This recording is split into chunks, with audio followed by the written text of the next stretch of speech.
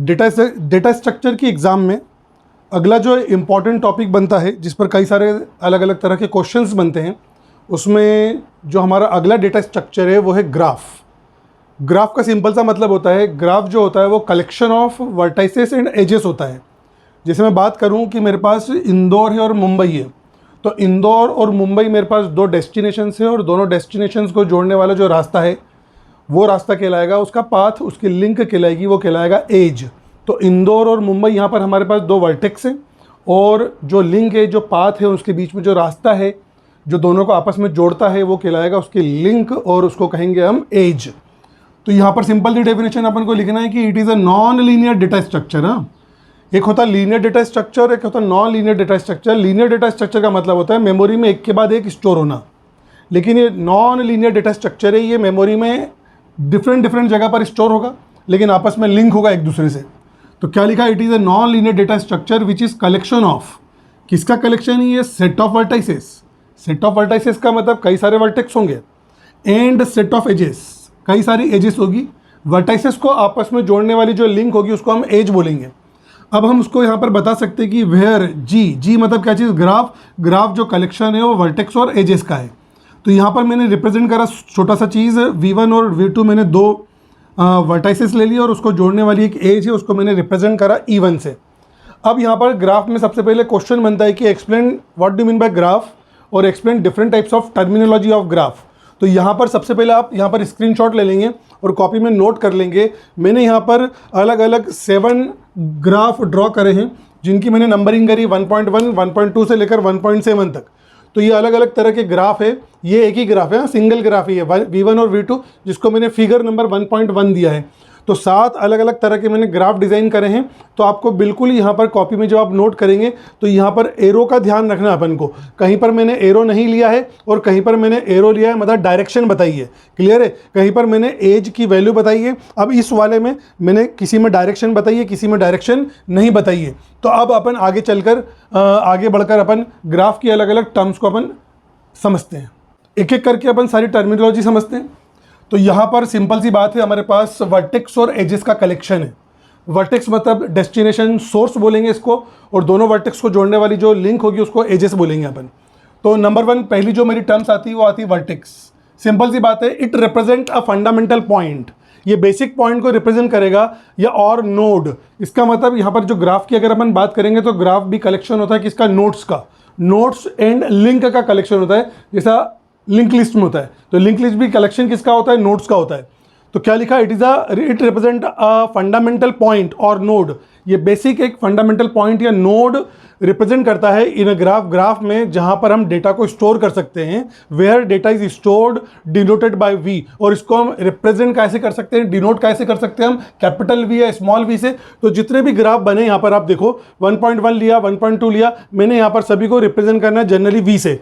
अब सर हमने तो कहीं पर देखा है कि ग्राफ जो बनता है वो A, B, C और D के फॉर्म में बनता है, तो कोई दिक्कत नहीं है, जनरली रिप्रेजेंट करा जाता है इसे V से, ठीक है ना। आप ABCD भी लिख सकते हो, 1 2 3 4 भी लिख सकते हो, इसमें कोई दिक्कत नहीं है। अगला नंबर 2 पर हम बात करते हैं आइसोलेटेड वर्टेक्स। आइसोलेटेड वर्टेक्स का मतलब होता है a graph whose degree is 0, मतलब ऐसा ग्राफ जिसकी डिग्री 0 हो। डिग्री 0 का मतलब ऐसा वर्टेक्स जिसकी डिग्री 0 है, तब वर्टेक्स कहलाएगा आइसोलेटेड वर्टेक्स। इसका मतलब ये हुआ कि ऐसा वर्टेक्स जिसके साथ कोई भी एजेस, कोई भी लिंक जुड़ी हुई नहीं है, तब उस केस में वो हमारे जो वर्टेक्स होंगे वो कहलाएंगे आइसोलेटेड वर्टेक्स। तो अगर मैं फिगर नंबर 1.1 देखूं तो यहाँ पर जो आइसोलेटेड वर्टेक्स है इसको मैं फिगर नंबर 1.1 से मैं रिप्रेजेंट कर सकता हूँ। क्यों? क्योंकि यहाँ पर जो V1 और V2, तो V1 भी आइसोलेटेड है और V2 भी आइसोलेटेड है। क्यों आइसोलेटेड है? क्योंकि ये किसी भी वर्टेक्स से आपस में कनेक्ट नहीं है। समझ में आ गई बात अच्छे से। अगला एडजेसेंट वर्टेक्स की अपन बात करते हैं। तो एडजेसेंट वर्टेक्स की हम बात करते हैं तो जहाँ पर 2 वर्टाइसेस, जब मैं 2 वर्टेक्स की बात करूंगा, 2 vertices that are directly connected to each other by a single edge. 2 vertex अगर सिंगल एज के थ्रू अगर कनेक्ट होगी डायरेक्टली, तब वो क्या कहलाएगी, एडजेसेंट वर्टेक्स कहलाएगी। एग्जांपल अगर मैं 1.2 की बात करूं, 1.3 की बात करूं, 1.4 की बात करूं, तो मैं किसी की भी बात कर सकता हूं। तो वहां पर 1.2 में अगर मैं देखूं तो V1 और V2 डायरेक्टली कनेक्टेड है, V1, V2, V3 आपस में डायरेक्टली कनेक्टेड है। V1 V2 ये आपस में कनेक्टेड है, लेकिन V1 और V3 आपस में डायरेक्टली कनेक्टेड नहीं है। तो V1 और V2 क्या कहलाएगी, एडजेसेंट। और अगर मैं V1 और V3 की बात करूं तो ये आपस में क्या कहलाएगी, आइसोलेटेड। तो मुझे ये समझ में आ गया कि एडजेसेंट किसको बोलेंगे, जो आपस में एक दूसरे से डायरेक्टली कनेक्ट होगा तो उसको हम एडजेसेंट बोलेंगे। अगला, ये जो हम कनेक्ट कर रहे हैं, जो ये बीच में लाइन आ रही है, ये जो लाइन आ रही है, ये एज आ रही है, इसको हम कहेंगे, इस लिंक को हम कहेंगे एज। तो एज का सिंपल सा मीनिंग क्या चीज़ है, लिंक। लिंक मतलब दो चीज़ों को आपस में जोड़ने वाली चीज़। तो link that connects two vertices, ऐसी लिंक जो दो वर्टाइसेस को आपस में कनेक्ट करती है ग्राफ के अंदर, उसको हम डिनोट करेंगे ई से या स्मॉल ई से। तो ये कहलाएगा वर्टेक्स, सॉरी ये कहलाएगा एज। तो एज क्या चीज़ है, दो वर्टेक्स के बीच में लिंक करने वाली लाइन। जो लाइन डायरेक्टेड भी हो सकती है या अनडायरेक्टेड भी हो सकती है, उसको हम एज कहेंगे।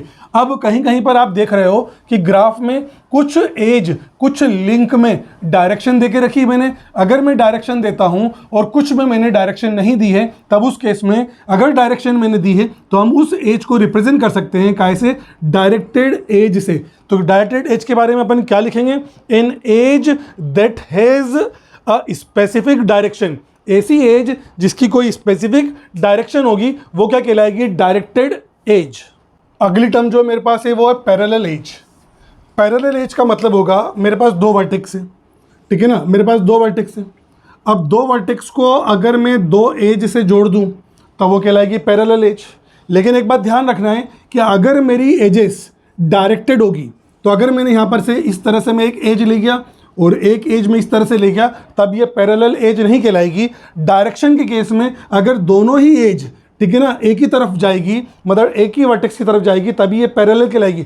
सीधी सी बात है ना यार, एक जगह से दूसरी जगह जाने के दो रास्ते। अगर मैं यहाँ पर एरो को इस तरह बना दूंगा तो एक जगह से जाने के दो रास्ते कहाँ हुए, वो तो केवल एक ही रास्ता हुआ। तो पैरेलल एज के केस में आपको ये ध्यान रखना है कि जब दो वर्टेक्स अगर आपस में दो या दो से ज़्यादा एजेस से कनेक्ट होगी तब उसको हम कहेंगे पैरेलल एज। और अगर अनडायरेक्टेड है, इसका मतलब आ भी सकते हैं और जा भी सकते हैं, लेकिन डायरेक्शन के केस में दोनों का डायरेक्शन सेम होना ज़रूरी है। तो एग्जांपल के तौर पर यहाँ पर अपन ने जो डायग्राम ड्रॉ करा है 1.5 में V1 और V2 के पास क्या चीज़ है, पैरेलल एज।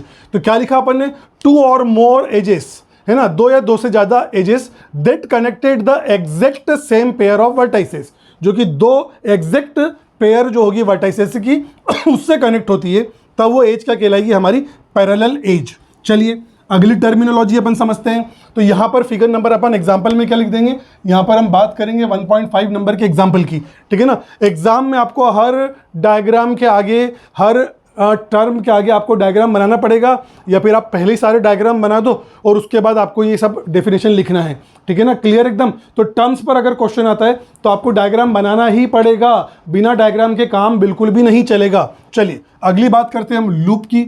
लूप का सिंपल सा मीनिंग है, घर से निकले और वापस वहीं पर आ गए। मेरे पास कोई एक वर्टेक्स है, मैं यहाँ से निकला और घूम के वापस यहीं पर आ गया, ठीक है ना। मैं यहाँ से निकला और अलग अलग मस्ती करते हुए वापस यहीं पर आ गया, कोई दिक्कत नहीं, ठीक है ना। तो रास्ता उबड़ खाबड़ भी हो सकता है, टूटा फूटा भी हो सकता है, सिंपल सा भी हो सकता है। तो मैं एक वर्टेक्स से निकला, उसी वर्टेक्स पर मैं खत्म हो गया।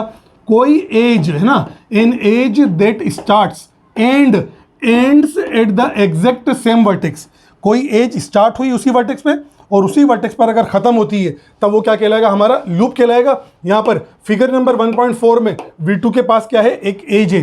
तो यहाँ पर फिगर नंबर में क्या लिख देता हूँ, 1.4 की बात करेंगे अपन। तो 1.4 में 7 नंबर का एग्जाम्पल है। बहुत बढ़िया तरीके से आपको समझ में आ गई होगी बात। चलिए अब यहाँ पर मुझे दो टर्म अगली जो समझना है वो है इन डिग्री और आउट डिग्री। इन डिग्री का मतलब होगा आ रही और आउट डिग्री का मतलब होता है जारी। आ रही नहीं, हाँ, आ रही और जारी। हाँ सिंपल सी बात है। मेरे पास दो वर्टेक्स है, V1 और V2, कोई भी नाम ले लेते हैं अपन। तो यहाँ पर ये क्या हुआ, जा रही है, ठीक है ना। तो V1 और V2, ठीक है ना। अब मैं अगर बात करूँ V1, तो V1 से ये एज क्या हो रही है, जा रही है, गोइंग, जा रही है, तो ये आउट डिग्री कहलाएगी। लेकिन V2 की तरफ देखूंगा मैं, तो V2 की तरफ ही कौन है, आ रही है। तो जा रही और आ रही, जा रही और आ रही। अभी लाइक करो, अभी कमेंट करो इसी बात पर, ठीक है ना। तो in degree total number of directed edges, हाँ यहाँ पर हमेशा बात किसकी होगी, डायरेक्शन की होगी। तो total number of directed edges coming into a specific vertex, तब वो क्या कहलाएगी, इन डिग्री। आ रही है तो वो इन डिग्री कहलाएगी, और जा रही है तो वो आउट डिग्री कहलाएगी। तो आउट डिग्री के बारे में क्या चीज़, total number of directed edges going out from a specific vertex is known as क्या चीज़, आउट डिग्री। अब एग्जाम्पल के तौर पर यहाँ पर मेरे पास एक एग्जाम्पल है, कोई भी एग्जाम्पल ले लेते हैं अपन यहाँ पर V1। तो इस एग्जाम्पल को अपन एक्सप्लेन कर सकते हैं यहाँ पर एग्जाम्पल नंबर 1.4 में।